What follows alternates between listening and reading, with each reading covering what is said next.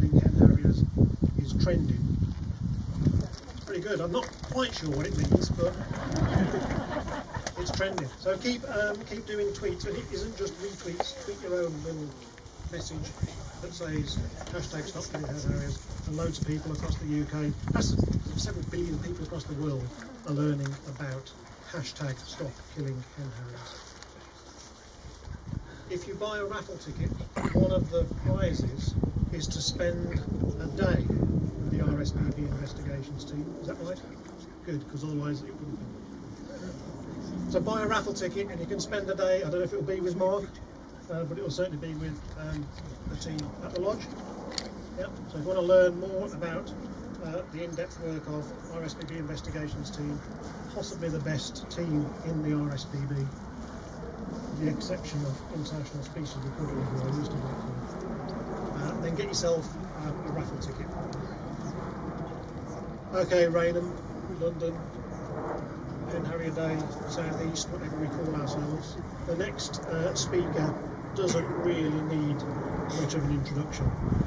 He's been a huge supporter of Hen Harrier Day since the very start in August 2014, which was the very first Hen Harrier Day in the Peak District, the Southern 570 as they became known as due to the heavy rain. Now I wasn't there, I was actually working in Saudi Arabia at the time. It was 47 degrees outside, twice as hot as it is here, and I was absolutely begging to be in the Peak District on that day despite the rain. He has also been a vocal supporter of many wildlife and environmental campaigns and issues, especially the campaign to ban driven grouse shooting, which seems to be at the heart of so many wildlife crimes against birds of prey.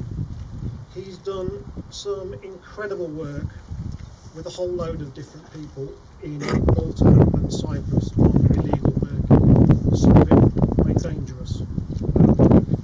And despite many critics' attempts to try and silence his far-reaching voice, he still stands up for what he believes in. So it's time, this is slightly cheesy, it's time to put your fingers in the sparkle jar and listen to the wise words of Mr. Crisper.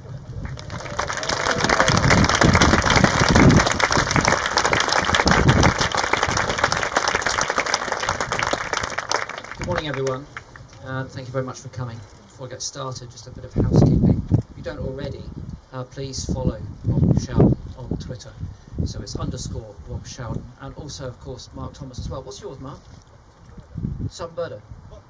Buckton Birder. Buckton Birder. Once they're keyed in, you never look at them, do you? But Buckton Birder. And if you're not a member of the RSPB and you're standing here today, then you can hide your shame temporarily, but don't do so as you leave the reserve. You should certainly be a member of the RSPB, and as Rob has said, any support that you can give Hawk, however small or however generous, is always going to be most welcome. So think about that.